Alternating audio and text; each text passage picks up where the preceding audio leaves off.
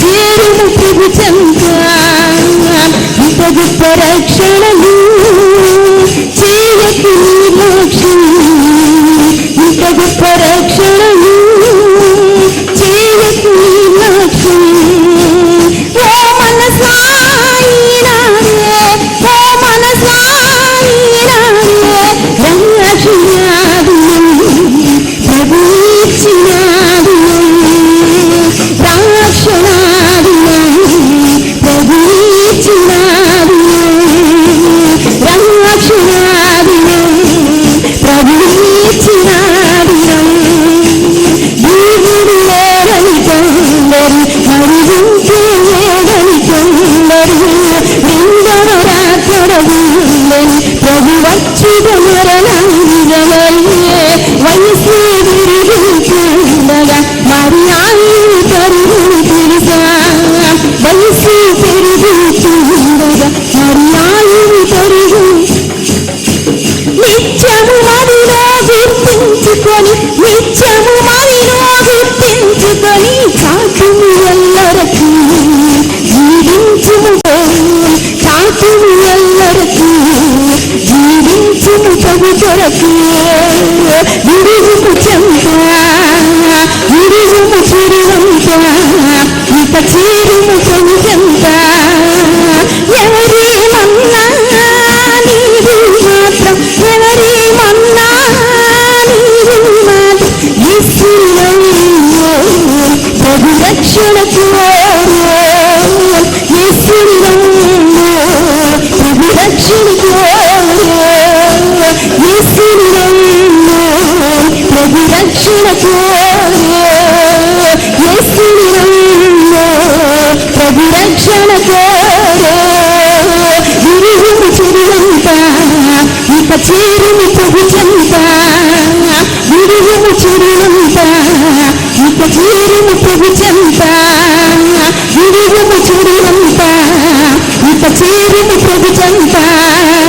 ఇక చేరుము ప్రభు చెంత. విరుగుము చిరువంత, ఇక చేరుము ప్రభు చెంత. విరుగుము చిరువంత, ఇక చేరుము ప్రభు చెంత.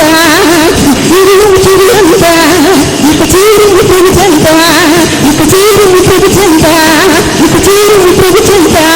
ఇక చేరుము ప్రభు చెంత. ఇక చేరుము ప్రభు చెంత. హల్లెలూయా. చేతి లక్ష్యం.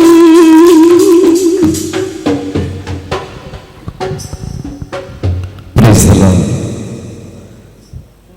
సర్వోన్నతుడా, మహిమా ప్రభావము కలిగిన తండ్రి,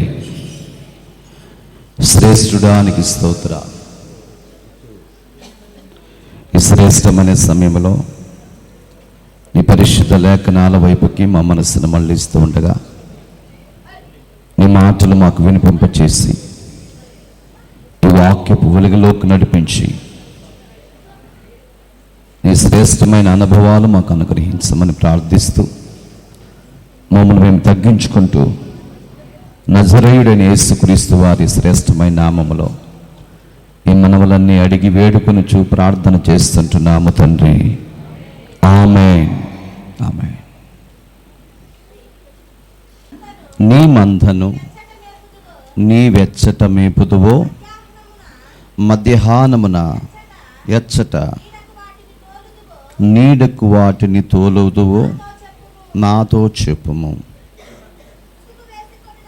ముసుగు వేసుకొనిన దాననై నీ జతగాండ్ర మందల యొద్ద నేనెందుకుండవలెను.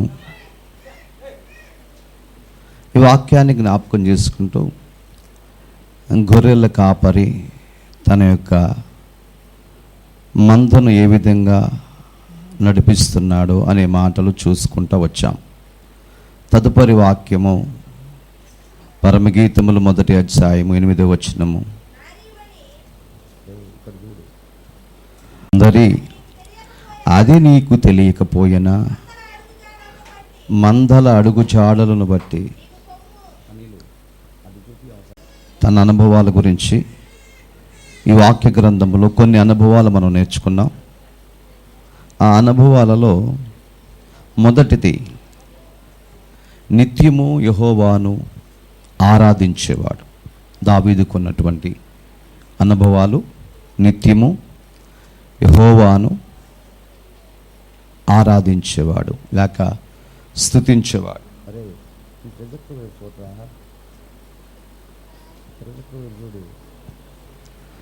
మొదటి అంశాన్ని మనం చూస్తాం కదా, నిత్యము యెహోవాను ఆరాధించేవాడు. తర్వాత మనం చూస్తే రెండవ ఆ మాట మనం గమనిస్తే కీర్తన గ్రంథము 1:2 వచనంలో యెహోవా ధర్మశాస్త్రమునందు ఆనందించుచు దివారాత్రులు. ఇవన్నీ చెప్పేశాను కాబట్టి నేను ముందుకెళ్ళిపోతున్నా. తర్వాత వాక్యం కీర్తన 1 కీర్తన 3వ వచనం చదవండి. నీటి కాలవల యోరన నాటబడినదై ఆకు వాడక తన కాలమందు ఫలమిచ్చు చెట్టు వలెవండి. ఆ ఫలమిచ్చే చెట్టు గురించి కూడా మీకు చూపిస్తూ అది ఎలాంటి ఫలాలు మనకిచ్చిద్దో జ్ఞాపకం చేస్తూ వచ్చాను. తర్వాత కీర్తన 133 మొదటి వచనం. నీతిమంతులారా యెహోవాను బట్టి ఆనందగానము చేయుడి, స్తుతి చేయుట యథార్థవంతులకు శుభస్కారము. తర్వాత మాట యాజకులు బూరలు. యెహోషువ 6:20 వచనం. 6:20 వచనం.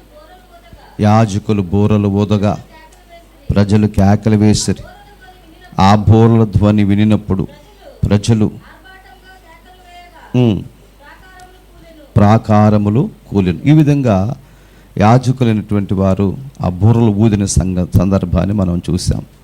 తర్వాత మనం చూస్తే యెహోషువ ఆ పట్టణాన్ని కూల్చేటప్పుడు ప్రభు సన్నిధిలో ఏ విధంగా తన చేతులు పైకెత్తి ప్రభుని స్తుతిస్తున్నప్పుడు బూరలు ఊదాడు. మందసాన్ని పట్టుకున్న వాళ్ళు ఏ విధంగా తిరుగుతున్నారో అవన్నీ కూడా మీకు గడిచిన పాఠంలో మీకు చెప్పాను. ఇప్పుడు ఇక రెండవ భాగంలో వచ్చినప్పుడు రెండవది ప్రార్థనాపరుడు. దావీదు ఎలాంటి వాడు? ప్రార్థనాపరుడు. మొదట స్తుతించే అనుభవం కలిగిన వాడు, రెండవది ప్రార్థనాపరుడు. ఎంత ప్రార్థనాపరుడు అంటే నిత్యము యెహోవా దగ్గర కనిపెట్టుకుని ఉండేవాడు. ఎంతలా ప్రార్థించాడు అనే సంగతి మనం చూస్తే ఆయన ప్రార్థిస్తున్నప్పుడు కూడా 6వ అధ్యాయము 6వ వచనములో కీర్తన గ్రంథము 6:6లో నేను మూలుగుచు అలసి ఉన్నాను, తేలజేయుచున్నాను, నా కన్నీళ్ళు చేత నా పడక కొట్టుకొని పోవుచున్నది. ఎంత ప్రార్థించాడు, ఎంత వినయము విధేయత చూపించాడు అనేది మనం ఆ యొక్క వాక్యము ద్వారా మనం వినగలుగుతున్నాం. తర్వాత కీర్తన గ్రంథము 139 మొదటి వచనంలో యెహోవా నీవు నన్ను పరిశోధించి తెలుసుకొని ఉన్నావు. 139:23 వచనంలో దేవా నన్ను పరిశోధించి నా హృదయమును తెలుసుకొనుము, నన్ను పరీక్షించి నా ఆలోచనను తెలుసుకొనుము. మూడవ మాట మనం చూస్తే తగ్గింపు స్వభావము కలిగినటువంటి వాడు. మొదటిది ఆయనను స్తుతించేవాడు, రెండవది ప్రార్థనాపరుడు, మూడవది తగ్గింపు స్వభావం. ఇవన్నీ దేవుని పిల్లలైనటువంటి వారికి కావలసిన ప్రాముఖ్యమైనవి అన్నమాట. మనిషి జీవితానికి ఎదుగుదలకి కావలసినవి ప్రాముఖ్యమైనవి. మనం ఎంత తొందరపడ్డా, ఎంత కోపడ్డా, ఇలాంటి అనుభవాలు మనకు లేకపోతే మనం ఏదో ఒక సమయంలో పడిపోతాం ప్రియులరా. మనం ఎంత ఎదగాలంటే అంత తగ్గించుకోవాలి.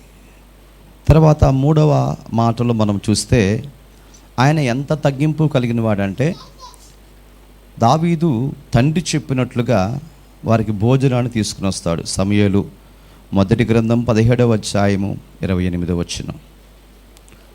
సమూయేలు మొదటి గ్రంథం 17వ అధ్యాయము 28వ వచనం. అతడు వారితో మాట్లాడినది అతని పెద్దన్నగు ఎలియాబునకు వినబడగా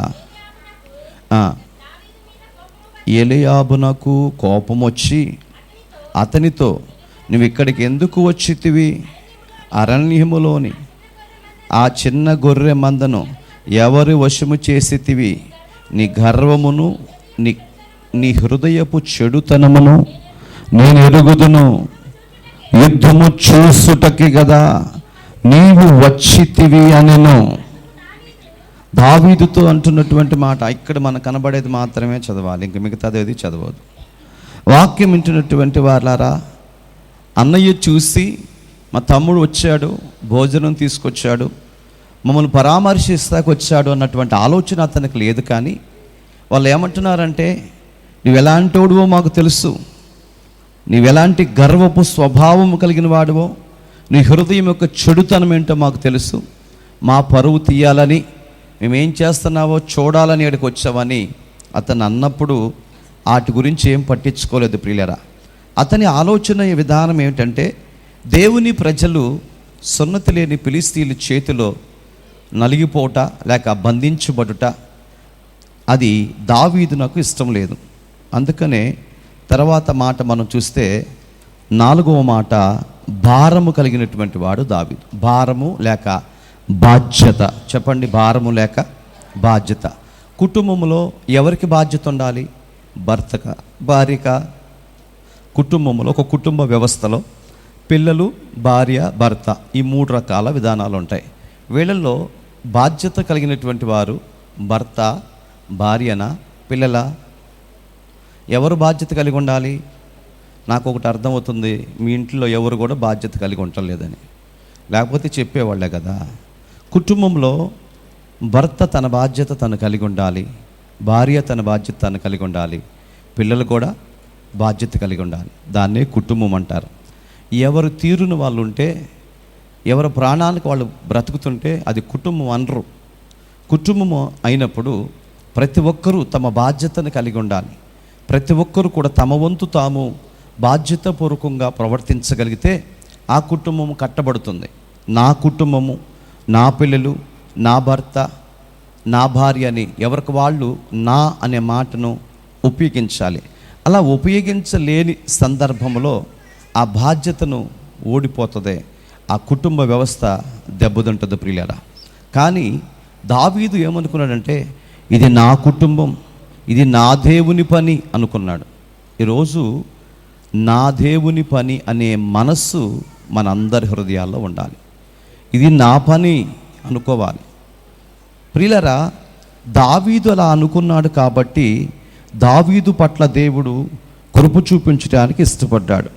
చూడండి, 4వ మాట భారము కలిగిన వాడు అని చెప్పాను. అందులో సమూయేలు మొదటి గ్రంథం 17వ అధ్యాయము 20వ వచనములో రాయబడిన మాట మనం చదువుకుందాం. దావీదు ఉదయమున లేచి ఒక కాపరికి గొర్రెలను అప్పగించి ఆ వస్తువులను తీసుకొని యెషయి తనకిచ్చిన ఆజ్ఞ చొప్పున ప్రయాణమైపోయెను. అయితే అతడు వచ్చునప్పటికీ వారును వీరును పంక్తులుగా తీరి జయము జయమని అరచుచు యుద్ధమునకు సాగుచుండిరి. ఆ మాట మనం చూస్తే 17 అంటున్నాడు. వాళ్ళందరూ యుద్ధానికి సాగారు. సాగినప్పుడు యెషయి తన కుమారుడైన దావీదును పిలిచి, నీ సహోదర కొరకు వేయించిన ఈ గోధుమలతో ఒక తూమెడు ఈ 10 రొట్టెలు తీసుకొని దండులో ఉన్న నీ సహోదరుల యొద్దకు త్వరగా పొమ్ము. 18వ వచనం, మరియు ఈ 10 జున్నుగడ్డలు తీసుకొని పోయి సహస్రాధిపతికిమ్ము.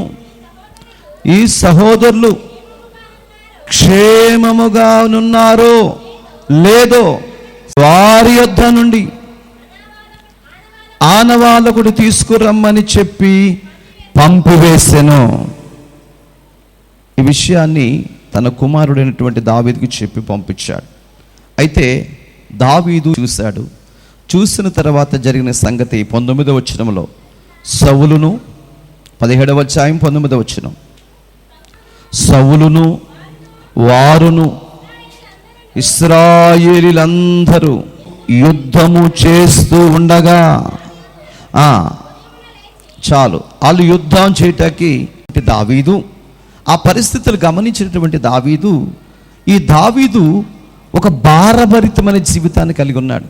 తన ప్రజలు దేవునికి విరోధం కాకూడదు, తన ప్రజలు దేవుని దృష్టికి అనాథులుగా విడిచిపెట్టకూడదని ఒక ప్రణాళిక కలిగి ఆయన ఉన్నాడు.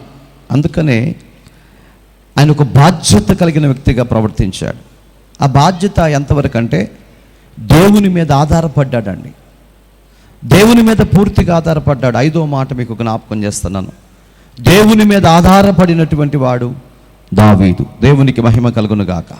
చాలామంది మనుష్యుల పైన, అధికారుల పైన, ఆలోచన పైన ఆధారపడుతూ ఉంటారు.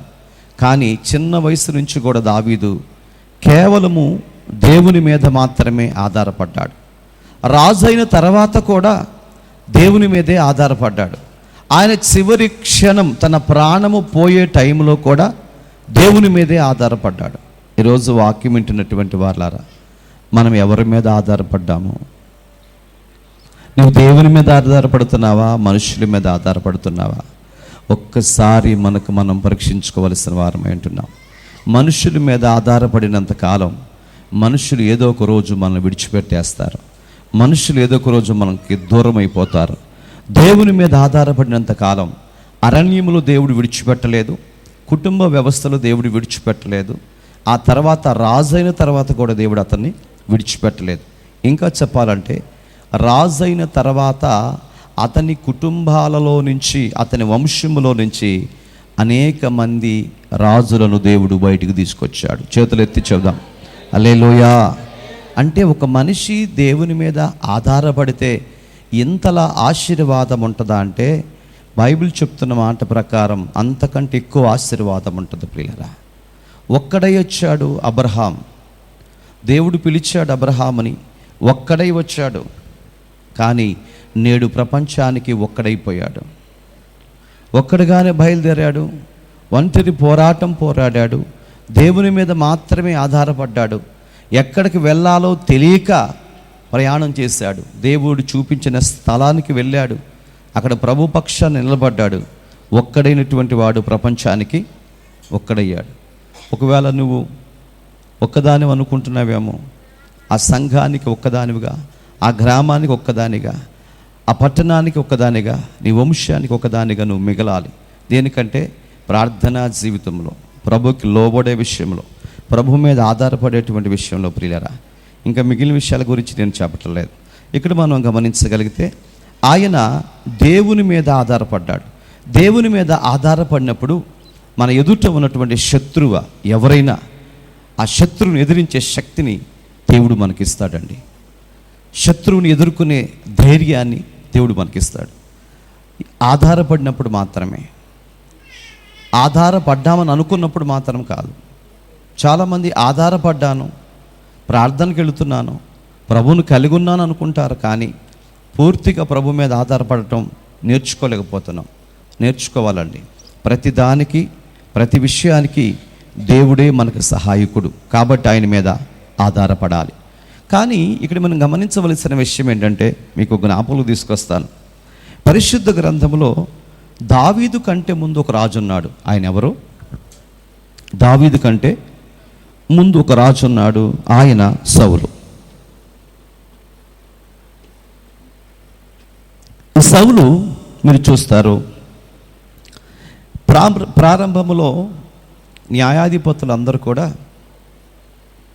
సమూయేలు దగ్గరకు వచ్చి మాకు రాజు కావాలి అని చెప్పినప్పుడు, రేపు ఆ రాజు నీకు పరిచయం చేస్తానని చెప్తాడు.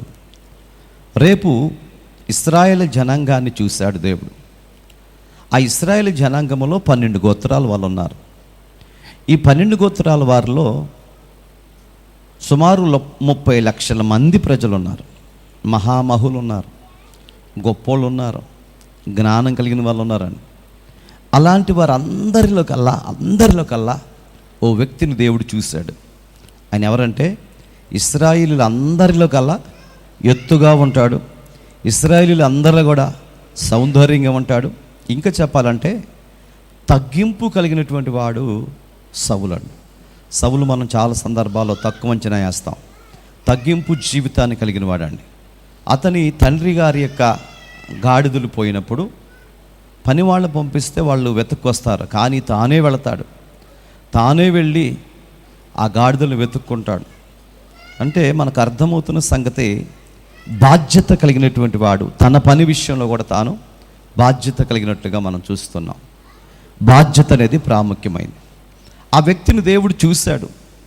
చూసి సమూయేలు సైతం ఆశ్చర్యపోయాడు. ఎందుకంటే ఆ గోత్రం చాలా చిన్న గోత్రం. ఆ గోత్రపు పెద్దలు చాలా తక్కువ మంది ఉన్నారు. మిగతా గోత్రాలతో పోల్చుకుంటే చాలా సమూహం ఉంది. కానీ దేవుడు ఎందుకు ఇచ్చాడా ఈ భాగ్యము అని సమూయేలు సైతము ఆశ్చర్యపరిచే సంగతి అక్కడ చోటు చేసుకుంది.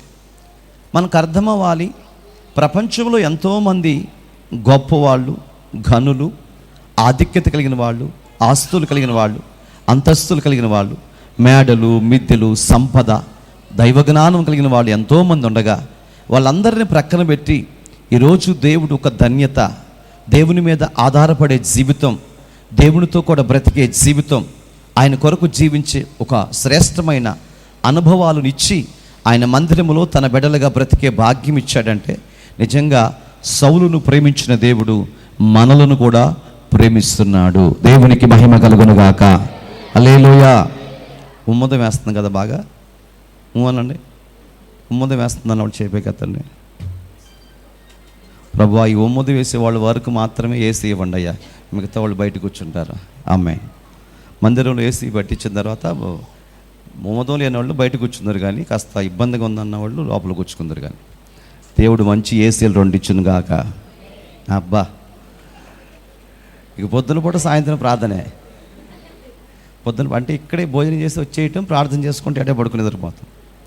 క్రీస్తునందు ప్రియరా, ఇప్పుడు సౌలు గురించి మనం ఆలోచన చేస్తూ ఉంటే అతను దేవుడు ఎన్నుకున్నాడు కదా, ఏర్పరచుకున్నాడు కదా. కానీ యుద్ధం జరిగేటప్పుడు, బాగా వినండి, యుద్ధం జరిగేటప్పుడు సౌలు ఎక్కడున్నాడు? సౌలు తన లోపల ఉన్నాడు. సైనికులందరూ బయట ఉన్నారు. కలవరపడిపోతున్నాడు. ఈ ఫిలిష్తీయుడిని మనలో జయించేవాళ్ళు లేరా? అప్పటికి 3 దినాలు అయిపోయేది. వీడిని ఎవ్వరు ఎదిరించేవాళ్ళు లేరా? నేను కూడా వాడికి బానిస అయిపోవాల్సిందేనా అనుకుంటున్నాడు. అంటే ఇప్పుడు సౌలు జీవితంలో మనం చూస్తున్న సంగతి ఏంటంటే, సౌలు దేవుని మీద ఆధారపడలేదు. అందుకని అతని జీవితంలో భయం ఏర్పడింది. అతని జీవితంలో ధైర్యాన్ని కోల్పోయాడు. ఏ వ్యక్తి అయితే దేవుని మీద ఆధారపడకుండా లోకం వైపు చూస్తూ తన జీవన విధానాన్ని కొనసాగిస్తాడో అతని లోపల పనిచేసేది భయం. శత్రువు అతని అనుక్షణం నొక్కేస్తుంది. ప్రియులరా, ప్రతిక్షణం అండి. దేవుని మీద ఆధారపడని ప్రతి వ్యక్తి జీవితంలో భయము ఏలతా ఉంటుంది, భయము నడిపిస్తూ ఉంటుంది. ఆందోళన, శ్రమ, కష్టం, కన్నీళ్ళు ఇవన్నీ తోడై ఉంటాయి ప్రియులరా. అందుకనే ప్రభువు మీద మాత్రమే మనం ఆధారపడాలి, దేవుని మీద మాత్రమే మనం ఆధారపడాలి. సౌలు ఆధారపడలేకపోయాడు కాబట్టి భయపడి, కలవరపడి ఎవరైనా వచ్చి ఈ విపత్తి నుంచి మనం విడిపించగలుగుతారేమో అన్నప్పుడు దావీదు వచ్చి నిలబడితే అతనికి కొండంత ధైర్యం వచ్చిందంట. దేవునికి మహిమ కలుగునుగా. అంటే అప్పటి వరకు ఏం కోల్పోయాడు? ధైర్యాన్ని కోల్పోయాడు. దేవుని మీద ఆధారపడనటువంటి వ్యక్తి ఏం కోల్పోతాడు? ధైర్యాన్ని కోల్పోతాడు. చేసే వ్యక్తి కూడా నేను చేయగలుగుతానా, సాధించే వ్యక్తి కూడా నేను సాధించగలుగుతానా అని తనకు తెలియకుండానే తాను ఒక నిరుత్సాహ స్థితిలోకి వెళ్ళిపోతూ ఉంటాడు. అందుకనే ప్రియమైనటువంటి దేవుని పిల్లలారా, దేవుని మీద ఆధారపడుతూ నేర్చుకుందాం. ఆయన మీద ఆధారపడినటువంటి వ్యక్తులను దేవుడు విడిచిపెట్టేవాడు కాదు. నెక్స్ట్ 17వ అధ్యాయం 26వ వచనం. 17వ అధ్యాయం 26వ వచనం. సమూయేలు మొదటి గ్రంథం. అక్కడ ప్రొజెక్టర్ పెట్టాము. ప్రభు వీళ్ళందరికీ మంచి మంచి కలజోళ్ళు ఇచ్చును గాక. దావీదు జీవము గల దేవుని సైన్యమును తిరస్కరించుటకు సున్నతి లేని ఈ ఫిలిష్తీయుడు ఎంతటి వాడు. ఏమంటున్నాడండి? దావీదు వచ్చాడండి. దావీదు వస్తే దావీదుకి ఏమొచ్చింది? కసి, కోపం. ఎవరిని చూసుకొని? దేవుని ప్రజలను చూసుకునండి. అసలు దేవుని ప్రజలు అంటమేంటి? దేవుని ప్రజల్ని ఇలా మాట్లాడటం ఏంటి? ఎంత బాధ అనిపించిందండి. కొంతమంది దేవునికి ప్రజలను అంటాం ఎంత సరదానో తెలుసా? విశ్వాసిని పక్క విశ్వాసి తిడుతుంటే ఎంత సరదా పడతారో, ఒక విశ్వాసి సేవకుని తిడుతుంటే ఎంత సరదా పడతారో. అనండి, పర్వాలేదు. కానీ ఒక దినాన తీర్పులోకి వస్తారు. మీరు తెలిసన్నా తెలియకుండా ప్రతి దానికి మూల్యము చెల్లించి తీరాలి. సేవకుడంటే నీ చేతో ఇంకొకరి చేతో ఎన్నుకోబడో ఏర్పరచబడో ఓట్లేసి గెలిపించుకున్నవాడు కాదు. సాక్షాత్తు దేవుని చేత ఎన్నుకోబడిన వ్యక్తి. ఆయనంతాకి నీకు ఎంత ధైర్యం ఉండకూడదు. అదే అంటాడు, సున్నతి లేని ఫిలిష్తీయుడు ఎంతటి వాడు, వాణ్ణి చంపి ఇశ్రాయేలుల నుండి ఈ నింద తొలగించిన దేవునికి బహుమతి ఏమని వాళ్ళు అడుగుతున్నాడండి. నింద తొలగించడానికి వచ్చాడు. మరి ముందుకెళ్ళి నిలబడ్డాడు. ప్రియులరా, నెక్స్ట్ మనం చూస్తాం చూడండి. గొలియాతు ముందుకెళ్ళి నిలబడ్డాడు. అతను చూస్తే మనకు అర్థమవుతుంది ఎంత తీవ్రతగా ఉన్నాడో, ఎంత భయంకరమైన మనిషిగా ఉన్నాడో మనము చూడగలుగుతున్నాం. ప్రియులరా, ఆ వ్యక్తిని చూస్తేనే భయం వేస్తుంది. అలాంటిది అతనితో యుద్ధం చేయటానికి వెళ్ళాడంట. ఎట్లుందంటే మా మనవరాలు నేను పక్క నుంచుంటే అట్టుంది. హల్లెలూయా. ఆ సమయంలో ఒడిసెలు తీసుకున్నాడు, వెళ్ళాడు. ఆ ఒడిసెల్లో రాయి పెట్టాడు. చూడండి, గొలియాతుకు వచ్చి ఎదురుగా నుంచున్నాడు. తర్వాత వాక్యంలోకి వెళదాం. 34వ వచనం. అందుకు దావీదు సౌలుతో ఇట్లా, నేను నీ దాసుడైనటువంటి నేను నా తండ్రి యొక్క గొర్రెలను కాయిచుండగా సింహమును ఎలుకు బంటియు వచ్చి మందలో నుండి ఒక గొర్రె పిల్లను ఎత్తుకొని పోలుచుండగా, నా గొర్రెలను మేపుతున్నాను, నా తండ్రి గొర్రెలు మేపుతున్నాను. మేపుతూ ఉన్నప్పుడు ఇదిగో మందలోకి ఒక సింహం వచ్చింది, ఒక ఎలుకబంటి వచ్చింది. వచ్చి అమాంతంగా గొర్రె పిల్లను పట్టుకొని దాన్ని తీసుకుని వెళ్ళిపోతుండగా, గొర్రెపిల్ల సింహం వచ్చి గొర్రె పట్టుకొని ఏం చేస్తుంది? తీసుకుని వెళ్ళిపోతుందండి. ఆ సింహము అలాగ వచ్చి గొర్రె పిల్ల నోటి కరిపించుకుని వెళ్ళిపోతుండగా ఏం చేశాడంట? ఎదురుగా వచ్చాడండి. దేవునికి మహిమ కలుగును గాక. సింహం బాగా పరిగెత్తిద్దా, దావీదు బాగా పరిగెత్తాడా? సింహం బాగా పరిగెత్తిద్దా, దావీదు బాగా పరిగెత్తాడా? అమ్మా మీరా మౌత్ రావట్లేదా? నేను బాధ్యత దానికి. వాళ్ళిద్దరు ఆడుకోండి ఫస్ట్.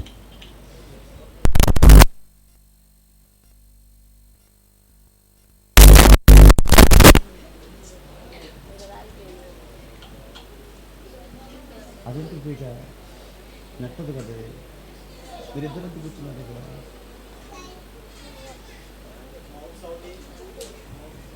అవి మౌతేది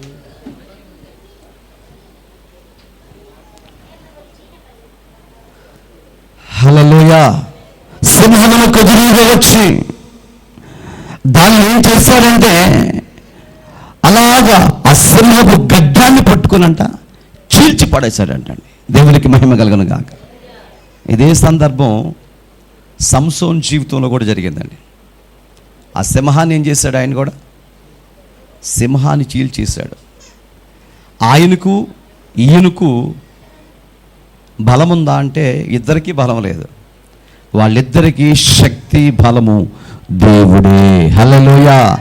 నీకు నాకు మనందరికీ బలమునిచ్చేవాడు దేవుడే, శక్తినిచ్చేవాడు దేవుడే, కృపనిచ్చేవాడు దేవుడే. ఆయన ద్వారా మాత్రమే శత్రువుని అనగా సింహమును జయించే కృప దేవుడు ఇస్తాడండి. సింహమును జయించే కృప దేవుడు మనకు అనుగ్రహించును గాక. సింహం అంటే ఏంటి? మనకున్న శత్రువులే, మనకున్న శత్రువులు, మనకున్న సమస్యలే, మనకున్న బాధలే, మనకున్న కష్టాలే, అవే సింహం. దాన్ని మనం జయించగలగాలి.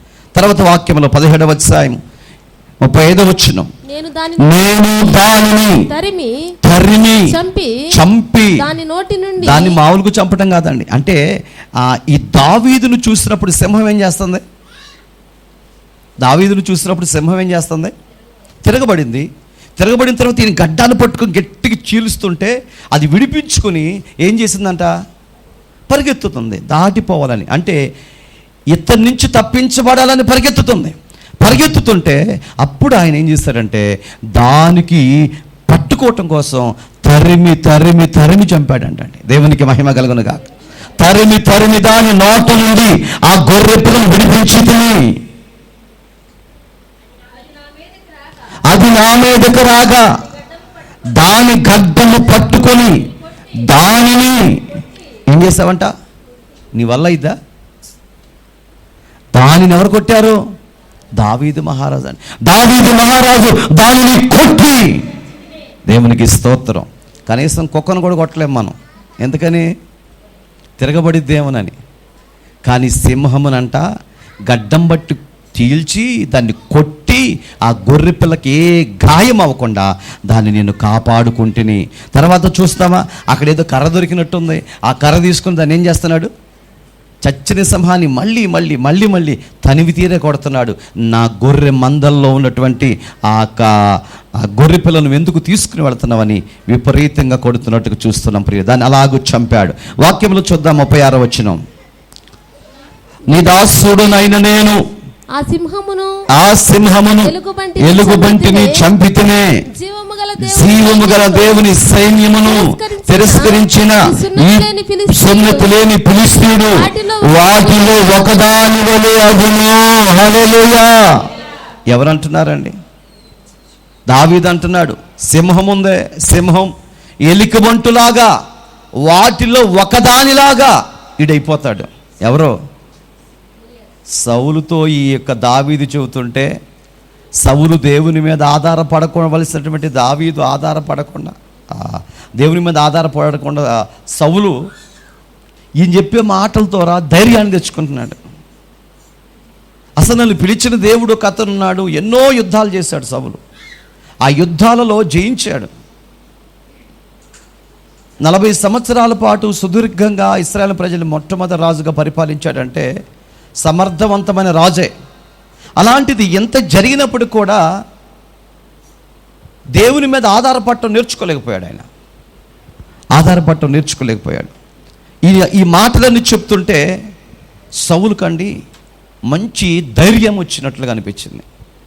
ఈ సున్నతి లేని ఫిలిష్తీయుడిని కొట్టి చంపేస్తాను, ఓ ఎలుకబంటి వలె, ఓ సింహం వలె వీడిని కూడా నేను ఏం చేస్తాను? చీల్చేస్తాను, చంపేస్తానని చెప్తున్నప్పుడు ఆశ్చర్యపోయాడు ప్రియులారా. ఆ సింహాన్ని ఎలా చీల్చానో, ఆ ఎలుగుబంటిని ఎలాగ చీల్చానో అలాగ నేను వాడిని చీల్చేస్తానని చెప్పినట్లుగా దావీదు మనం చూస్తున్నాం. హల్లెలూయా. మనం చూస్తాం. తర్వాత వాక్యంలో మనం చూస్తే సమూయేలు మొదటి గ్రంథం 11వ అధ్యాయం 34వ వచనం, సింహము యొక్క బలము నుండి ఎలుగుబంటి యొక్క బలము నుండి నన్ను రక్షించిన యెహోవా ఈ ఫిలిష్తీయుని చేతిలో నుండి కూడా నన్ను విడిపించునని చెప్పి అందుకు సౌలు పొమ్ము యెహోవా నీకు తోడుగా నుండునుగాక అని దావీదుతో అనెను. హల్లెలూయా. ఈ మాటలు ఎప్పుడైతే చెప్పాడో సౌలు అంటున్నాడు, పొమ్ము సైన్యములకు అధిపతి యెహోవా నీకు తోడుగా ఉన్నాడు కాబట్టి శక్తినిస్తాడు, వెళ్ళమని చెప్పాడు. నిజంగా దావీదును చూస్తే ఆశ్చర్యపోతాం. ఎందుకంటే యుద్ధం చేయటం రాదు, కత్తి పట్టుకోవటం రాదు, ఆ బాణం విడవటం రాదు, ఏ పని చేయలేడు. అలాంటి అసమర్థమైనటువంటి స్థితిలో ఉన్నటువంటి వ్యక్తి. ఎందుకంటే గొర్రెల దగ్గర మాత్రమే పెంచబడ్డాడు, గొర్రెల కాపరిగా ఉన్నాడు అంతే. ఇలాంటి కార్యాలు చేశాడంటే నమ్మకలేకపోతున్నాం. కానీ దావీదు అంటున్నాడు, నేను దేవుని మీద ఆధారపడి ఉన్నాను కాబట్టి దేవుడే నా పక్షం నుండి కార్యాలు చేశారన్నప్పుడు సౌలు అంటున్నాడు, వెళ్ళు యెహోవా నీకు తోడుగా ఉన్నాడు, ఆయన నీకు సహాయం చేస్తాడని దావీదుతో చెప్పాడు. మన వాక్యం చూద్దామా? 17వ అధ్యాయము 41వ వచనం, దాలు మోయువాడు తనకు ముందుగా నడవగా ఆ ఫిలిష్తీయుడు బయలుదేరి దావీదు దగ్గరకు వచ్చి, తర్వాత 42వ వచనం, చుట్టూ పారజూసి దావీదును కనుగొని అతడు బాలుడై ఎర్రటివాడును రూపసి అయి ఉండుట చూసి అతనిని తృణీకరించిన. దేవునికి స్తోత్రం. వాక్యం మనం చూస్తే ఆ గొలియాతు అక్కడ నిలబడి ఉన్నాడు. ఈ బొడ్డోడు నడుచుకుంటూ వస్తుంటే ఈ బొడ్డోడును చూసి ఆశ్చర్యపోతున్నాడు. అసలు ఏంటి ఈ కుర్రాడు చూస్తే చిన్నోడు, చాలా అందంగా చక్కగా ఉన్నాడు, వీడి మీద మనం యుద్ధం చేయటం ఏంటి అన్నట్లుగా ఆశ్చర్యపోతున్నాడు. ప్రియులరా, ఇది నిజమా కళ అన్నట్లుగా అనిపిస్తుంది. ఒక సందర్భాల్లో దేవుడు చేసిన కార్యాలు చూసినప్పుడు కూడా మనకి ఆశ్చర్యం అనిపించింది. ఎందుకంటే అది జరగదు అన్నది కూడా జరిగినప్పుడు, చేయలేము అనుకున్నప్పుడు అది చేయగలిగినప్పుడు ఎంత సమర్థవంతంగా ఉంటుందో. నిజంగా దేవుడు నా పక్షాన ఉన్నాడు, ఈ కార్యాన్ని చేశాడని మన గుండెల నిండా సంతోషంతో నింపబడతాం. ప్రియులరా, దావీదు జీవితంలో కూడా అదే జరిగింది. అంత పెద్ద గొలియాతు అండి, ఇంతమంది ఇశ్రాయేలు జనసమూహం ఉన్నారండి, వీళ్ళల్లో ఒక్కడు కూడా ముందుకు రాలేదు, కానీ దావీదు ముందుకు వచ్చాడు. 17వ అధ్యాయం 43వ వచనంలో, ఫిలిష్తీయుడు కర్ర తీసుకొని, నీవు నా మీదకి వచ్చుచున్నావే. ఎవరంటున్నారు? ఫిలిష్తీయుడు అయినటువంటి గొలియాతు అంటున్నాడు, బాబు కర్ర తీసుకుని వస్తున్నావేంటి నా మీదకి? నేను నా కర్ర తీసుకొని, ఏ కర్ర తీసుకొచ్చాడు దావీదు? కర్ర తీసుకొని వచ్చాడు కదా. ఏ కర్ర తీసుకొచ్చాడు దావీదు? గొర్రెలు మేపే కర్ర. మోషే దగ్గర ఒక కర్ర ఉంది, అదే కర్ర దేవుని కర్ర. దేవుని కర్ర అంటే దేవుడు సపరేట్గా ఉన్న కర్ర ఇచ్చాడా? దేవుడు సపరేట్గా ఇవ్వాల. మోషే అరణ్యంలో గొర్రెలు కాసేటప్పుడు ఆయన దగ్గర ఒక కర్ర ఉంది. చూసక క్రియలు చేసేటప్పుడు నీ చేతిలో ఉన్న కర్ర కింద పడేయమన్నప్పుడు కర్ర పామవుతుంది. ఆ కర్రనే దేవుడు అభిషేకించాడు. నీ దగ్గర ఉన్న దాన్ని దేవుడు అభిషేకిస్తాడు, నీకు లేని దాన్ని తీసుకొచ్చి దేవుడు ఇవ్వడు. అంటే నీకున్న పొలాన్నో, నీకున్న ఇంటినో, నీకున్న పిల్లలనో, నువ్వు ఏదైతే కలిగి ఉన్నావో దాని ద్వారానే ప్రపంచానికి ఒక ఆశీర్వాదకరమైన వ్యక్తిగా ప్రభు నిన్ను నిలబెట్టునుగాక. అలా నిలబడతాడు. ప్రియులారా, మన కలిగిన దాన్ని, మన దగ్గర లేని దానికోసం మనం ఆరాటపడాల్సిన అవసరం లేదు. మన దగ్గర ఏదైతే కలిగి ఉన్నామో దాని ద్వారానే దేవుడు ఆశీర్వాదం ఇస్తాడు. ఇప్పుడు మనం గమనించగలిగితే మోషే చేతిలో ఉన్న కర్రే ప్రపంచానికి నీళ్లు తెప్పించింది. మోషే చేతిలో ఉన్నటువంటి కర్ర ద్వారానే యుద్ధములో జయం వచ్చింది. మోషే చేతిలో ఉన్న కర్రే, ఇది దేవుని కర్రతో నేను రేపు ఉదయాన్నే వస్తానని చెప్పాడు. ఇలా చూస్తే ఆ కర్రకు బలం ఇచ్చాడు. ఇప్పుడు దావీదు చేతిలో కర్ర ఉందండి. ఈ కర్ర గొర్రెల కాపరి చేతిలో ఉండే కర్ర కాదు, దేవుడు ఇచ్చినటువంటి కర్ర. దేవునికి మహిమ కలుగునుగాక. హల్లెలూయా. ఆ కర్ర అనేది వాగ్దానానికి సాదృశ్యంగా ఉన్నది. కర్ర అనేది వాగ్దానానికి సాదృశ్యంగా ఉంది. పసిపిల్లలు 4 కాళ్ళతో నడుస్తారు కదా. పసిపిల్లలు 4 కాళ్ళతో నడుస్తారు. నవ్వకండి, అంటే దొరులుతూ ఉంటారు కదా పసిపిల్లలు. తర్వాత మనం మధ్య వయసులోకి వచ్చిన తర్వాత 2 కాళ్ళతో జీవిస్తాం. కాస్త వయసు పోయబడిన తర్వాత నాకులాగా ఇక 3వ కాలు పెట్టుకుంటాం, దాన్నే కర్ర. ఆ కర్ర మీద ఆధారపడతాం. వాక్యం వింటున్నటువంటి వారులారా, ప్రతి వ్యక్తి ఏదో ఒక రోజు కర్ర మీద ఆధారపడి తీరవలసిందే. ఆ కర్ర వాగ్దానానికి సూచనగా ఉంది. వాగ్దానం, దేవుడిచ్చిన వాగ్దానాల మీద మనం ఆధారపడితే ఆ వాగ్దానాలే మనల్ని నడిపిస్తాయి. దావీదుకి ఎన్నో వాగ్దానాలు ఉన్నాయి ప్రియులరా. అయితే ఆ వాగ్దానాన్ని చేత పట్టుకుని దగ్గరకు వస్తుంటే, నేను కుక్కనా అని దావీదుతో చెప్పి తన దేవతల పేరట దావీదును శపించెను. తాను శపించాల, తనంతట తాను తిట్టాలి, యుద్ధంలోకి రావాలి, కానీ దేవతల పేర శపిస్తున్నట్టుగా చూస్తున్నాం. ఎవరు ఆ దేవతలు? ఫిలిష్తీయులు, సర్దారులు. మనం చూద్దాం 16వ అధ్యాయము, న్యాయాధిపతుల గ్రంథం 16వ అధ్యాయం 23వ వచనం. మీకు ఇక్కడ ప్రొజెక్టర్ పెట్టాము, ఇది వద్దనుకుంటే తీసేస్తాం. నెక్స్ట్ వారం మీరు బైబిల్ తీసి చదువుతూ. కానీ ఫిలిష్తీయుల సర్దారులు మన శత్రువైన సంసోనును మన చేతికి అప్పగించినందున చెప్పుకొని తమ దేవతైన దాగోనుకు మహాబలి అర్పించుటకు పండుగ ఆచరించుటకు కూడుకొనిరి. వీళ్ళ దేవత ఎవరంట? దాగోను దేవత. దాగోను దేవతకు అర్పించడానికి వాళ్ళు కూడుకున్నారు అని చూస్తున్నాం. సమూయేలు మొదటి గ్రంథం 5వ అధ్యాయము 1వ వచనం. ఫిలిష్తీయులు దేవుని మందసమును పట్టుకొని ఎబేను చెర నుండి అష్టోదునకు తిరిగి వచ్చి ఇక్కడ చూస్తాం మనం. చూడండి, ఇది మందసం, మీరు చూస్తున్నారా? ఇది దేవుని మందసం. ఈ మందసాన్ని పట్టుకొని ఈ మందసాన్ని తీసుకెళ్ళి దాగోను గుడిలో పెట్టారండి. ఒకప్పుడు మందసం పట్టబడింది. మందసాన్ని విడిచిపెట్టి ఎటోలో వెళ్ళిపోయారు. సుమారు 20 సంవత్సరాల పాటు మందసం జోలికి ఎవరు రాలేదండి. ఏలీ కుమారులు అప్పుడే చనిపోతారు. మందసం పట్టబడిన సందర్భం అది. ఈ మందసాన్ని ఎవరు పట్టించుకోకుండా దాన్ని విడిచిపెట్టి వెళ్ళిపోతే వాళ్ళందరూ దాన్ని తీసుకెళ్ళి దాగోను గుడిలోకి తీసుకొచ్చారు. చూద్దాం 5వ అధ్యాయం 2వ వచనంలో.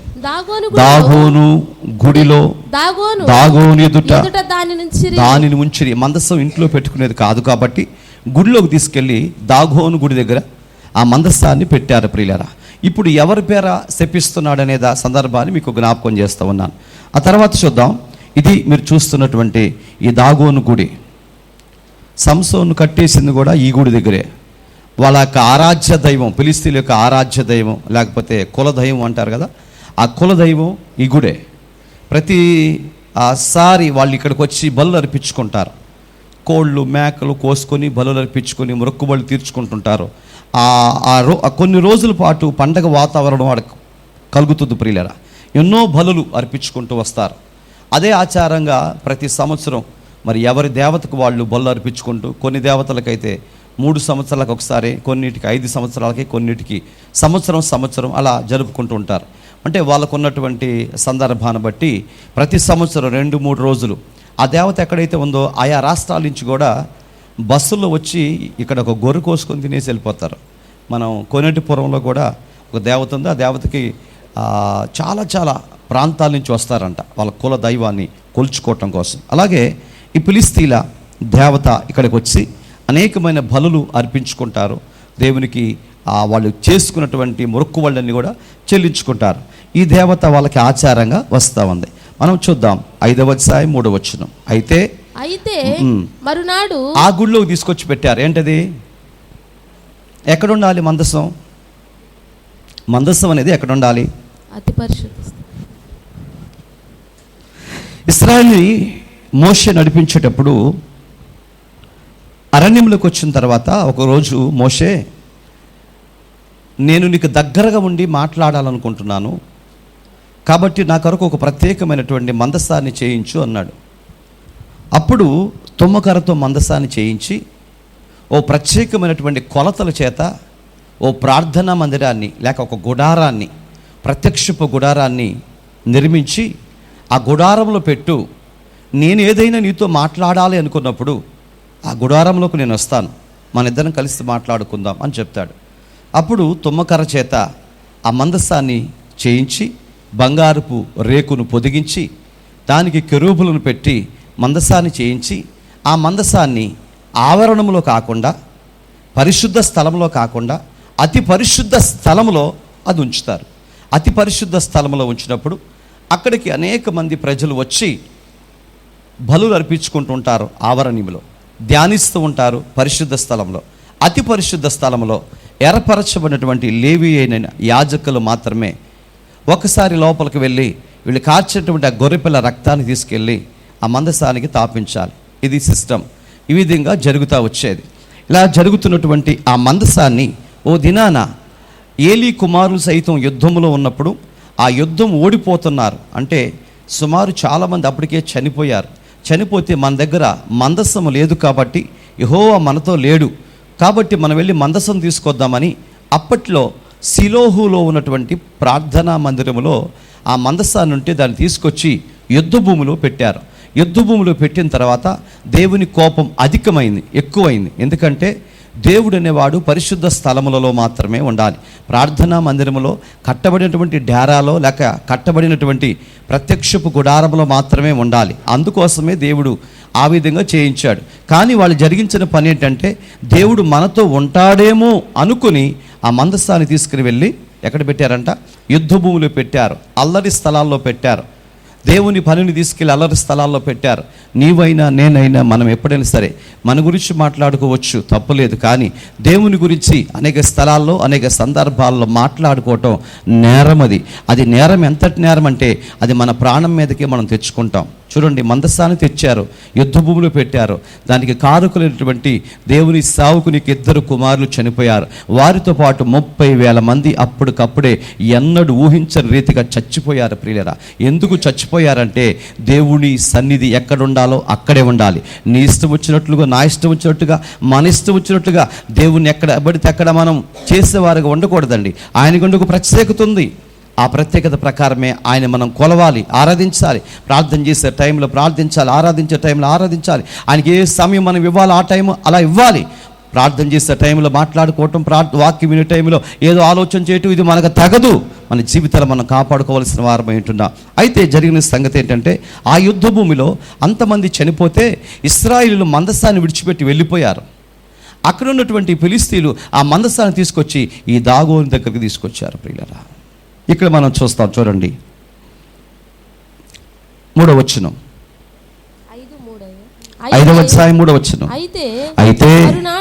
అయితే మరునాడు అష్టోదువారు లేవగా ఇదిగో దాగోను యెహోవా మందసం ఎదుట నేలను బోర్లబడి ఉండెను గనుక వారు దాగోను లేవనెత్తి వాని స్థలమందు మరలా ఉంచిరి. ఉదయాన్నే పెద్దలు వచ్చారు. అలా భయం ఏర్పడింది. ఎందుకు భయం ఏర్పడింది? దేవుని మందసాన్ని తీసుకొచ్చి ఇక్కడ పెట్టాము, ఏం జరిగిద్దో అలాగే కలవరంగా ఉందండి. ఉదయాన్నే లేచి వచ్చి చూడగానే ఆ మందసం ముందు బొక్క బార్లుగా పడి ఉందంట. హల్లెలూయా. ఎవరు? దాగోను దేవుడు. మీరు చూడండి ఎలా బొక్క బార్లు. అదే మందసంలో నుంచి ఒక ప్రత్యక్షత, వెలుగు కనబడుతుంది. ఆ మందసం ముందు మోకాళ్ళు ఉంచుతుంది. హల్లెలూయా. అందుకే బైబిల్ గ్రంథంలో అంటాడు, ప్రతి మోకాలు యేసుక్రీస్తు నామములో వంగాలి. వంగని మోకాళ్ళన్నీ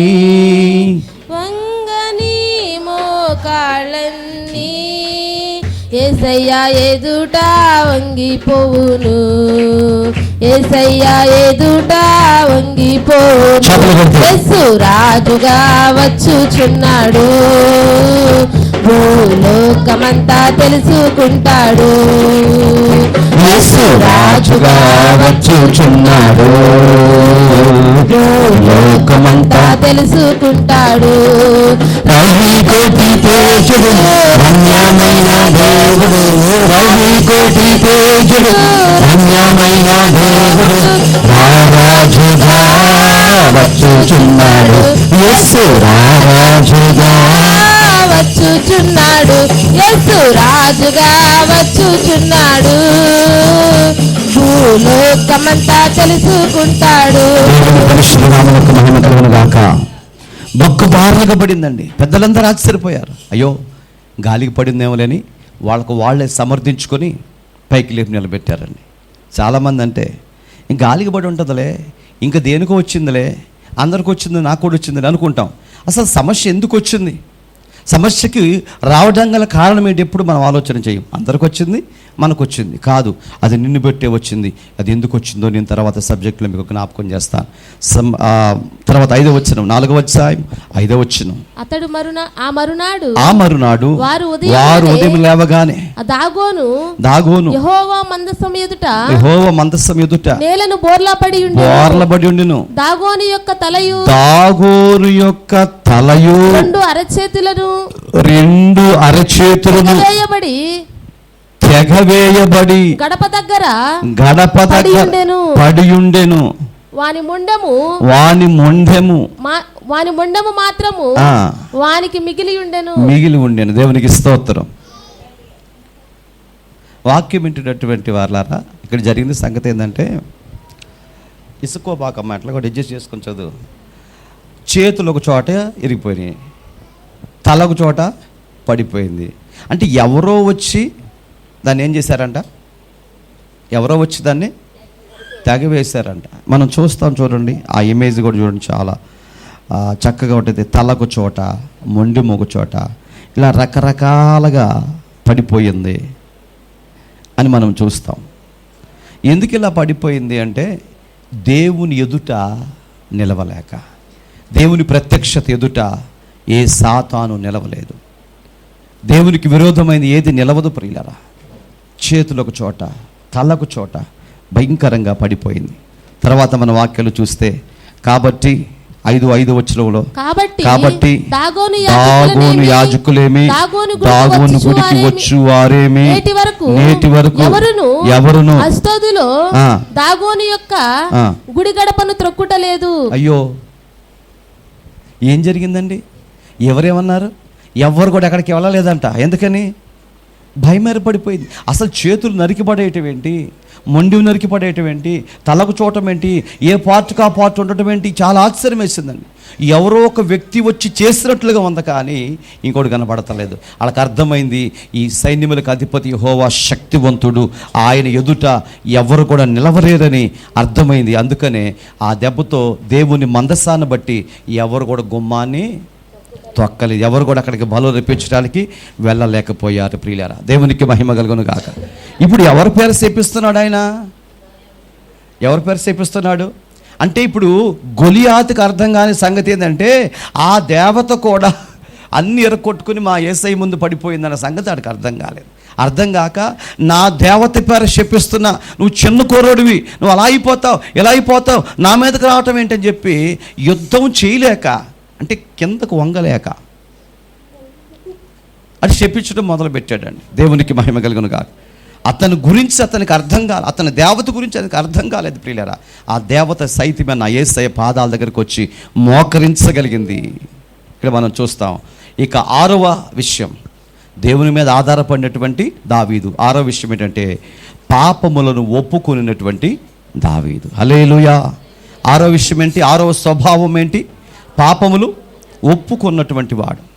మొత్తం 6 విషయాలు చెప్పాను. ఒకటి కానీ చెప్పండి. మొదటిది ఏంటి? దేవుని స్తుతించేవాడు. రెండవది ప్రార్థనాపరుడు. మూడవది పుస్తకం చూడకుండా తగ్గింపు స్వభావం కలిగిన వాడు. నాలుగవది భారము కలిగిన వాడు, లేకపోతే బాధ్యత కలిగిన వాడు. ఐదవది ఏ మనిషి అయినా ఆధారపడవలసింది ఎవరి మీద? దేవుని మీద. సాయంత్రానికి మనం దేని మీద ఆధారపడతాం? సాయంత్రం 9 అవ్వగా దేని మీద ఆధారపడతాం? మంచం మీద ఆధారపడతాం. ఆ మంచానికి కొమ్ములు సరిగా లేకపోతే, కాళ్ళు సరిగా లేకపోతే డైరెక్ట్గా వచ్చి కింద మీద పడిపోతాం. అంటే ఆధారం అనేది అవసరం. ఆ ఆధారం అనేది ఎలాంటిదంటే గట్టిగా ఉండాలి. ఇప్పుడు దేవుని మీద ఆధారపడ్డాడు. ఆధారపడటమే కాకుండా అండి పాపములు ఒప్పుకుంటున్నాడు. చాలామంది పాపాలు ఒప్పుకోరండి. ఏం చేస్తారు? ఒప్పుకుని విడిచిపెట్టినవాడు వరిదిల్లుతాడు, ఒప్పుకోకుండా దాచిపెట్టుకున్నవాడు. నేను ఎప్పటి నుంచో నీకు ఒక విషయం చెప్పాలనుకుంటుంటాం, చెప్పలేము.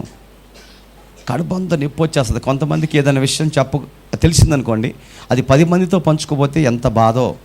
అది చెప్పుకున్న తర్వాత 10 మంది నిండిపోయిన తర్వాత 11, 12 కూడా చెప్తే అప్పుడు గిన్నె నిండి పొర్లి పొగుతుంది అంటారే, అట్లా వస్తుంది. ఏంటిది? అది మంచి విషయం కాదు. యేసుక్రీస్తు మన కొరకు మరణించాడు, తన ప్రాణం పెట్టాడు, తిరిగి లేచాడు. ఈ విషయాలు కాదండి. ఊళ్ళో ఉత్తరాల గురించి, పాటో పత్రాల గురించి, ఈ పనికి మాలిన విషయాలు కనుక ఒక్కటి తెలిసిందనుకోండి, వాటి గురించి మనం చెప్పుకొని 10 మంది చెప్పుకుంటాం. అది కాదు. మనం ఒప్పుకునేవారుగా ఉండాలి. ఎక్కడ ఒప్పుకోవాలి? మనుషుల దగ్గర కాదండి. మనుషుల దగ్గర ఒప్పుకుంటే ఏం ఉపయోగం లేదండి. మనం ఒప్పుకోవాల్సింది దేవుని దగ్గర. ఎందుకంటే మన పాపములు క్షమించుటకు ఆయన ఒక్కడే అధికారం కలిగిన వాడు. ఆయన ఒక్కడే నీ పాపములు క్షమించడానికి గొప్పవాడు. కాబట్టి ఆయన దగ్గరకు వచ్చి నీ పాపములు ఒప్పుకోవాలి. ఒప్పుకుని వాటిని విడిచిపెట్టాలి. దావీదు ఒప్పుకున్నాడా? కప్పుకున్నాడా? సౌలు ఒప్పుకున్నాడా? కప్పుకున్నాడా? ఎక్కడ కప్పుకున్నాడు? ఏ విషయంలో కప్పుకున్నాడు? వెళ్ళాడు, అమాలేకీయులు మొత్తాన్ని చంపేశారమన్నాడు. చంపితే కొన్నిటిని తీసుకొచ్చుకున్నాడు, రాజును బతికిచ్చాడు, తీసుకొచ్చాడు. దేవుడు చెప్పిన మాట ప్రకారం ప్రవక్త అయినటువంటి సమయంలో వచ్చి అడిగితే ఏమన్నాడు తెలుసా? ఏమన్నాడు? నేను తెచ్చుకుంది నా కోసం కాదు తెలుసా, దేవుడికి ఈయటాని కోసమే. అంటే దొంగతనం చేసి కూడా దాంట్లో దేవుని పెట్టడం అన్నమాట. జ్ఞానం, దైవ జ్ఞానం, మంచి జ్ఞానం. ఇది ఎవరి కోసం చేసామనుకున్నా? మీకోసమే అని చెప్పేస్తాం. ప్రియమైనటువంటి వారులారా, ఇక్కడ జరుగుతున్న సంగతి కూడా అదే. తనకున్నటువంటి జ్ఞానాన్ని దేవునికి పొలవాలని చూసుకున్నాడు. అయినప్పటికీ సమూయేలు గద్దించాడు, పట్టించుకోలా. ఒక్కసారిగా దేవుని కృపాతుల్ని విడిచిపెట్టింది. 40 సంవత్సరాలు కాపాడుకోగలిగాడండి. ఒక క్షణంలో కృప బాగొట్టుకున్నాడు. నీ భక్తి జీవితాన్ని ఎంతకాలమైనా కాపాడుకోవచ్చు.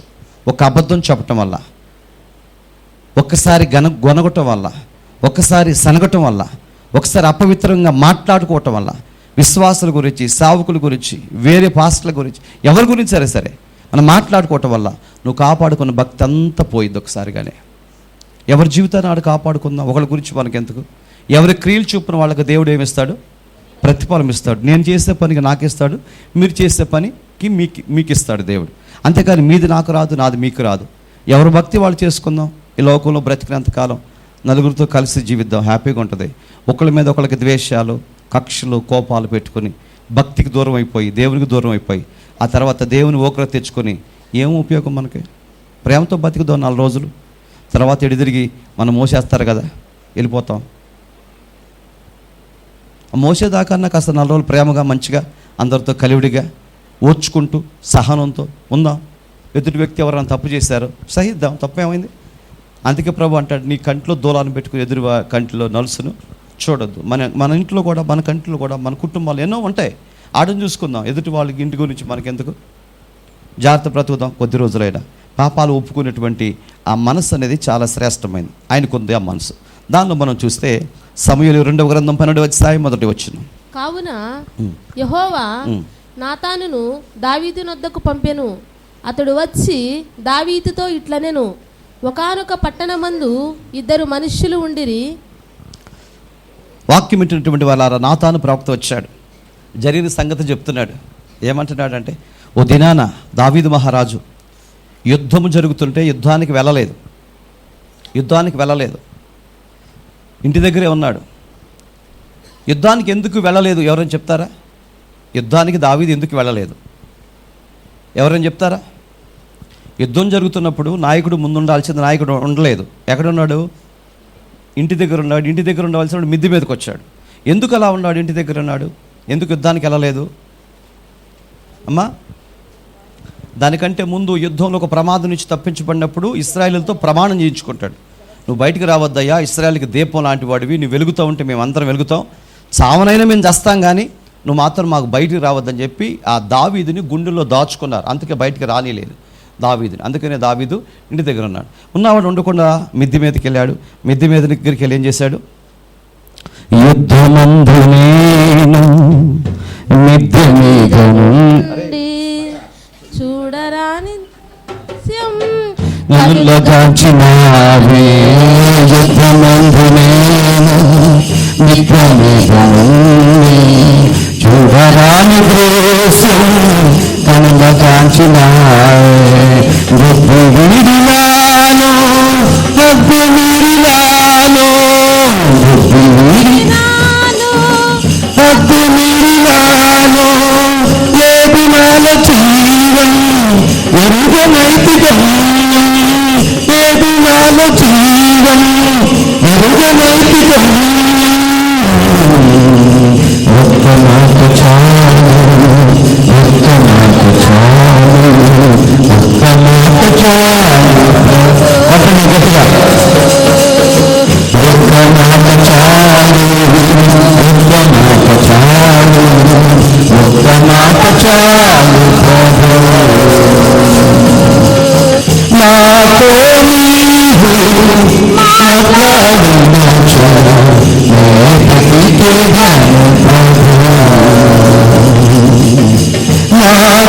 నీవు మాట్లాడినచో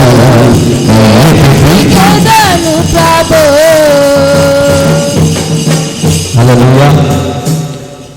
12వ అధ్యాయము సమూయేలు 2వ గ్రంథం 12వ అధ్యాయము 13వ వచనం. నేను పాపము చేసి దావీదు నాతానుతో అనగా నాతాను నీవు చావకున్నట్లు యెహోవా పాపములను పరిహరించెను. ప్రవక్త వచ్చి ఒక కథ రూపంలో చెప్పాడు. ఒక ఆయనకి 100 గొర్రెలు ఉన్నాయ్యా, ఒక ఆయనకి 1 గొర్రె ఉంది. అతిథి వచ్చాడు. అతిథి వచ్చినప్పుడు 100 గొర్రెల నుంచి 1 గొర్రె తీసుకుని అని మంచి బిర్యానీ చేసి పెట్టవలసింది 100 గొర్రెలు దాచుకొని 1 గొర్రెగా ఉన్నటువంటి ఆ గొర్రెను తెప్పించి దాన్ని వధించి బిర్యానీ చేసి పెట్టాడు. ఇది కరెక్టేనా? ఇది తగునా అంటే, నా రాజ్యములు అలాంటి హింసకులు, అలాంటి మూర్ఖపు స్వభావము కలిగినటువంటి వారు ఎవరున్నారు, వారిని తీసుకురండి, వారికి తగిన శిక్ష విధించాలి అని చెప్పినప్పుడు, అది ఎవరో కాదు నువ్వే అన్నప్పుడు వెంటనే ఆ ప్రవక్త కాళ్ళ మీద పడిపోయి ఏడుస్తూ ఉంటాడు. అయ్యా, అది నేనేనయ్యా, చేశానయ్యా, అది తప్పు చేశాను, నన్ను క్షమించమని వేడుకుంటాడు. దావీదు నాతానుతో అనగా, నాతాను నీవు చావుకున్నట్లు యెహోవా నీ పాపమును పరిహరించాడు. ఎందుకంటే ఎప్పుడైతే ఒప్పుకున్న వెంటనే దేవుడిని పరీక్షిస్తున్నాడు. చూడండి, నాతాను ప్రవక్త వచ్చి దావీదుతో మాట్లాడుతున్నాడు. అప్పటి వరకు సింహాసనం మీద కూర్చున్నాడు. నాకేంటిలే అనుకున్నాడు, ఎవరికి తెలియదులే అనుకున్నాడు. ఎప్పుడైతే ప్రవక్త వచ్చి కథ చెప్పాడో వెంటనే అర్థమైపోయింది. అక్కడి నుంచి కిందకు దూకాడు, కిందకు దిగాడు, తన జీవితాన్ని ప్రభు కొరపించుకున్నాడు. ప్రియులరా, 51వ అధ్యాయం, కీర్తన గ్రంథం 51వ అధ్యాయం 1వ వచనం. దేవా కృప చొప్పున నన్ను ఇక ఏడవడం ప్రారంభించాడు. ఇక దేవుని స్తుతించడం ప్రారంభించాడు. దేవా నీ కృప చొప్పున నన్ను కరుణింపుము, నీ వాత్సల్య బాహుళ్యము చొప్పున నా అతిక్రమము తుడిచివేయుము. వేదన మొదలైపోయిందండి, బాధ మొదలుపోయిపోయింది. ఒక్కసారేమో ఒప్పుకున్న తర్వాత అతని జీవితంలో పశ్చాత్తాపం ప్రారంభమైంది. పాపము చేసేటప్పుడు ఏమి లేదండి, పాపము చేసిన తర్వాత అతని జీవితంలో బాధ ఎదురైపోయింది. కొన్ని సందర్భాలలో అలా జరుగుతూ ఉంటుంది. ఒకసారి నేను భోజనం చేస్తుంటే ఒక పాము వచ్చి అక్కడ బుర్రలు ఆరబోస్తుంటే దాంట్లో దూరింది. దానికి మీద పట్టా గప్పు ఉంది. కర్ర తీసుకొని పట్ట పైకి తీయకుండా పట్ట మీద కొట్టాను, చచ్చిపోయిన తర్వాత దాన్ని తీసుకుని వెళ్ళి రోడ్డు ఒకటి పడేస్తుంటే ఒక ఆవిడ చూసి, అయ్యా మనగాడు తాసిపోయా, అదేది గోధుమ తాసిపోమయ్యా, ఇది ఎక్కడ దొరికిందయ్యా నీకు అందే. ఇక అక్కడి నుంచి రోడ్డు దాటి ఇద్దరికి రాలేకపోయా, చేతులు కాళ్ళు వణుకొచ్చేసింది, పాము చచ్చిపోయింది. అంటే తాసుపాము అని తెలిస్తే భయం వచ్చింది. అప్పటి వరకు ఏమనుకున్నానంటే ఇది నీళ్ళ తాసు అనుకున్నా. ఆ దరికి వెళ్ళి ఆవిడ చెప్పిన తర్వాత, నీకేట తెలుసమ్మా అడిగితే దాన్ని అటు తిప్పా, దాని మీద నల్ల పాదాలు ఉన్నాయి, ఇది మనగాడిదయ్యా అని చెప్పింది. ఇక అప్పుడు ఆ రోడ్డు దాడతాక 5 నిమిషాలు పట్టింది, కాళ్ళు చేతులు వణుకొచ్చేసింది. దేవునికి మహిమ కలుగును గాక. ఆనందన్నాను అనుకుంటున్నారా?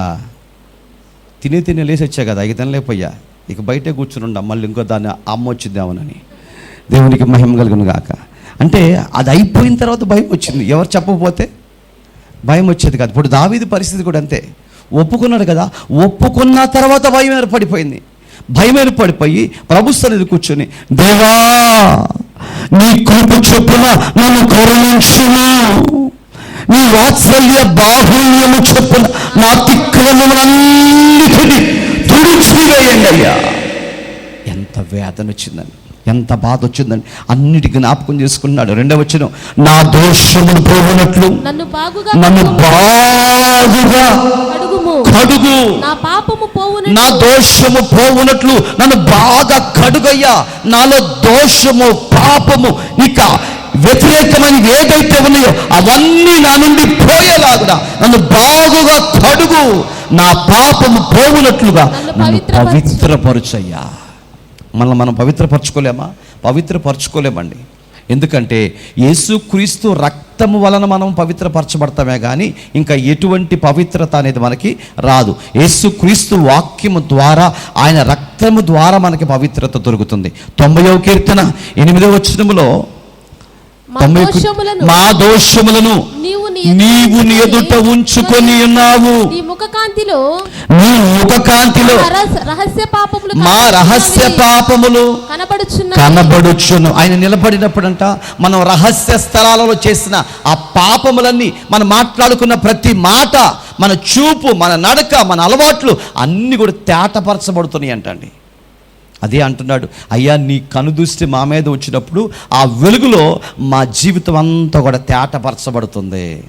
మనకు ఆధార్ కార్డు ఉంటే చాలు, ఆధార్ కార్డు తీసుకొచ్చి నెట్లో కొడితే ఎన్నప్పులో లిస్ట్ మొత్తం బయటకు వచ్చింది. ఎప్పుడో ఒకసారి ఒక బజాజ్ వాడుకో లేదా ఏదో ఒక లోనోడికి ₹1 కనుక నువ్వు ఆఫ్ చేసిన రూపాయి ఏముందనుకుని అది ఇప్పటికీ నీకు డ్యూ చూపిస్తూనే ఉంటుంది. ₹1 ఆపినా కానీ. ఇప్పుడేడండి ఎప్పుడో 15 సంవత్సరాల కిందట పర్వాలేదు, అది కూడా తేటగా చూపిస్తూనే ఉంటుందండి. అంటే పాపం కూడా అంతే. మనం కడుక్కోకపోతే ఎప్పుడో చిన్నప్పుడు బలపం కోసం పక్కనోడిని కొట్టేవే అది కూడా చూపిస్తూ ఉంటుంది. పెన్ను కోసం పక్కింటి కాడ దొంగతనం చేసేవే అది కూడా చూపిస్తూ ఉంటుంది. అందుకని ఏం చేయాలి? మా దోషములు నీవు నీ ఎదుట ఉంచుకొని ఉన్నావు, నీ ముఖకాంతిలో మా రహస్య పాపములు కనబడుతున్నాయి. కాబట్టి మనం ఏం చేయాలి? వాటి గురించి ఒప్పుకొని విడిచిపెట్టాలి ప్రియులారా. చివరిగా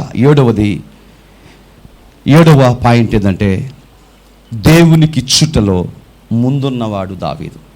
దేవునికి ఇవ్వటంలో సంబరపడేవాడు అంట. దేవుని కొరకు ఖర్చు పెట్టడంలో సంబరపడేటువంటి వాడు దావీదు మహారాజు అండి. దేవుని పరిశుద్ధ నామమునకు మహిమ కలుగును గాక. హల్లెలూయా. చాలామంది దేవునికి ఇవ్వటంలో వెనక్కుంటారండి. దావీదైతే దేవునికి ఇవ్వటంలో ముందుకు వచ్చేవాడు. ఎంత ఇచ్చాడంటే $84 మిలియన్ల ఖరీదు చేసేటువంటి వెండి, ఇనుము, ఇత్తడి, రాగి ఇవన్నీ దేవునికి కానుగా ఇచ్చాడు మందిరాన్ని కట్టడానికి. ఎంత ఇచ్చాడంటే అంత ఇవ్వటానికి ఒకప్పుడు ఆయన చేతిలో ఉందేంటి? కర్ర, ఒడిసేల, ఇక అంతకు మించి ఏమీ ఎరగడండి. అలాంటి వ్యక్తి ఎంత ఇవ్వగలిగాడంటే ఈ మధ్యలో అతని జీవితం ఎలా మారిందంటే, ఒకటి ఆయన స్తుతించాడు, రెండవది ప్రార్థన కలిగి ఉన్నాడు, మూడవది తగ్గింపు స్వభావం కలిగిన వాడు, నాలుగవది భారం కలిగిన వాడు, తర్వాత దేవుని మీద ఆధారపడిన వాడు, పుస్తకం చూసి చెప్పండి, పాపములు ఒప్పుకున్నవాడు, తర్వాత దేవునికి ఇష్టం ఈటంలో ముందుకు వచ్చినవాడు. అందుకని దేవుడు అంతగా ఆశీర్వదించాడు. చివరి మాట అంటే కృతజ్ఞత కలిగిన వాడు అండి. చేసిన దానికి ఏం చేసేవాడు? కృతజ్ఞత. అంటే దేవుడు చేసిన వెంటనే ప్రభా ఇది ఇచ్చినందుకు నీకు వందనాలని కృతజ్ఞతలు చెప్తూ ఉండేవాడు. థ్యాంక్స్ అంటే అని చూసారా, అలా థ్యాంక్స్ చెప్తూ ఉండేవాడు. ప్రతిసారి దేవునికే కృతజ్ఞతాస్తుతులు చెల్లిస్తూ ఉండేవాడు. నువ్వు నా శత్రువుల నుంచి నన్ను విడిపించావు, నీకు వందనాలని, నన్ను తరుముతున్నటువంటి వారిలో నుంచి నన్ను విడిపించవని అనేక సందర్భాల్లో ఆయన తన జీవితంలో జరిగినటువంటి విషయాలన్నిటి గురించి మాట్లాడుతూ కృతజ్ఞతాస్తుతి చెప్తూ ఉండేవాడు. చూస్తామా?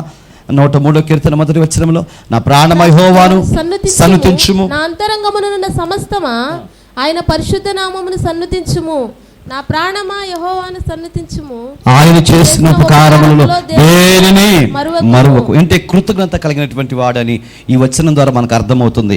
40వ కీర్తన 5వ వచనం కూడా చదువుదాం. యెహోవా నా దేవా, నీవు మా ఎడల జరిగించిన ఆశ్చర్య కార్యములను, మా ఎడల నీకున్న తలంపులు బహు విస్తారములు, వాటిని వివరించి చెప్పుకొందుననినా అవి లెక్కకు మించి ఉన్నవి, నీకు సాటి అయిన వాడు ఒక్కడును కూడా లేడండి. దేవునికి మహిమ కలుగును గాక. అదే బైబిల్ చెప్తుంది ప్రియులరా, నీకు చాటి అయినటువంటి వారు ఎవరు లేరు, నువ్వు గొప్ప దేవుడివి, శక్తివంతుడివి నాయన అని చెప్పి కృతజ్ఞతలు చెప్తున్నాడు ప్రియులరా. 7 విషయాలు మీకు దావీదు గురించి మీకు నేర్పిస్తూ వచ్చాను. 7 విషయాలు కూడా ఆశ్చర్యపరిచేయి గొప్ప విషయాలు అతనిలో ఉన్నాయి. కాబట్టి అంత సంపద దేవునికి ఇవ్వగలిగాడు. అతని ద్వారానే అంతమంది రాజులు బయటకు రాగలిగారు. కాబట్టి దావీదుకు కలిగిన స్వభావాలు, దావీదుకు కలిగినటువంటి ఆలోచనలు మనం కూడా కలిగి ఉందాం. దేవుని మీద ఆధారపడదాం. తగ్గింపు స్వభావాన్ని కలిగి ఉందాం. దేవుడే మనకు ఆశీర్వాదం అన్నట్లుగా మన పాపములన్నీ ఒప్పుకొని ప్రభు వైపు చూస్తూ ముందుకు సాగిపోదాం. అందరూ తల వంచండి, ప్రార్థన చేసుకుందాం. లేచి నిలబడండి, ప్రభు సన్నిధిలో 2 నిమిషాల ప్రార్థనలు చేసుకుందాం. ఇప్పటి వరకు దేవుని మాటలు విన్నటువంటి ప్రియ సహోదరి, ప్రియ సహోదరుడా, దావీదులో ఉన్నటువంటి లక్షణాలు మనం అన్నిటిని చూస్తూ వచ్చాం. దావీదుకి ఎటువంటి మంచి లక్షణాలు ఉన్నాయో, దావీదు స్వభావం ఎలాంటిదో, దావీదు ఎలాగ దేవుని మీద ఆధారపడి ఉన్నాడో అవన్నీ ఇప్పటి వరకు మనం చూసాం. వీటిలో నీకు ఏ అనుభవాలు ఉన్నాయి? నీ జీవితంలో నీకు ఏ అనుభవాలు ఉన్నాయి? వీటిల్లో నువ్వు అనుకున్నట్లు, నేను అనుకున్నట్లు కాదు, కానీ నా దేవుడు ఊహించినట్లుగా మనం బ్రతకగలుగుతున్నామా? నా దేవుడు అనుకున్నట్లుగా మనం బ్రతకగలుగుతున్నామా? ఒక్కసారి ప్రార్థనలో ఉండండి. అందరూ ఒకరి విషయం కన్నీటి ప్రార్థన చేసుకోండి. ఈ పాపమును ఒప్పుకోలేకపోతున్నానయ్యా, నా పాపం ఒప్పుకోలేకపోతున్నానయ్యా. కన్నీటితో నా జీవితాన్ని గడుపుతున్నాను తండ్రి. మీరు నాతో మాట్లాడి నన్ను బలపరచు నాయన. హల్లెలూయా. నన్ను బలపరచు ప్రభు అని ప్రభు సన్నిధిలో ప్రార్థించుకోండి. ఎవరికి వాళ్ళే యేసయ్య సన్నిధిలో ప్రార్థించుకోండి. తల్లి, నీ ప్రతి కన్నీటి బొట్టు తుడిచేవాడు ఆయనే. నువ్వు దేవుని మీద ఆధారపడుతున్నావా? తెలియక మాట్లాడుతున్నావేమో. బాధ కలిగించే మాటలు, దుఃఖాన్ని కలిగించే మాటలు, ఆ మాటలన్నీ విడిచిపెట్టేద్దాం. ప్రభు సన్నిధిలో ప్రార్థించుకుందాం. ఉందిలే దీవెనా ఎందుక వేదన పొందిన యాతన దేవుడే మరచునా కన్నుల జారిన కన్నీళ్ళు దేవుడు నడిపిన పాదాలు ఇప్పటి నుండే నీ కళ్ళు చూచిన దేవుని కార్యాలు. కన్నులు జారిన కన్నీళ్ళు తడిపిన దేవుని పాదాలు ఇప్పటి నుండి నీ కళ్ళు చూచిన దేవుని కార్యాలు. ఉందిలే దీవెనా ఎందుక వేదన పొందిన యాతన దేవుడే మరచునా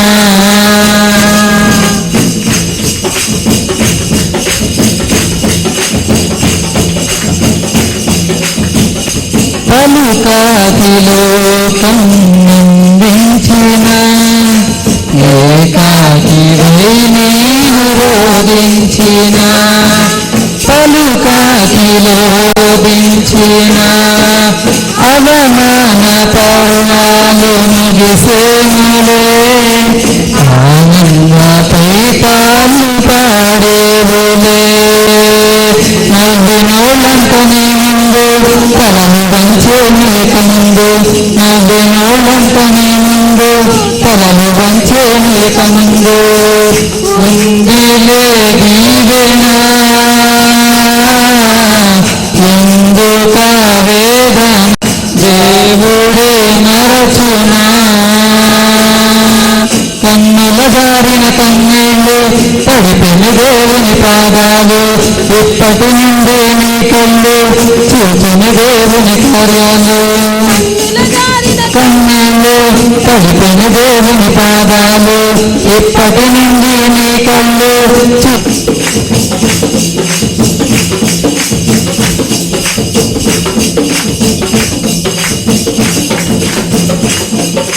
ఆదుకొనని శ్రమలెన్నో శ్రమలెన్నో ఎదురించిన ఆత్మీయుల ప్రేమని గురించిన అసమానమైన దేవుని బలమైన బాహువుని వేరునా అసమానమైన దేవుని బలమైన బాహువుని వేడినా యేసు నిలిచాడు నీ ముందు నీకు చేసేను తన విందు యేసు నిలిచావేగానా పొందిన యాతన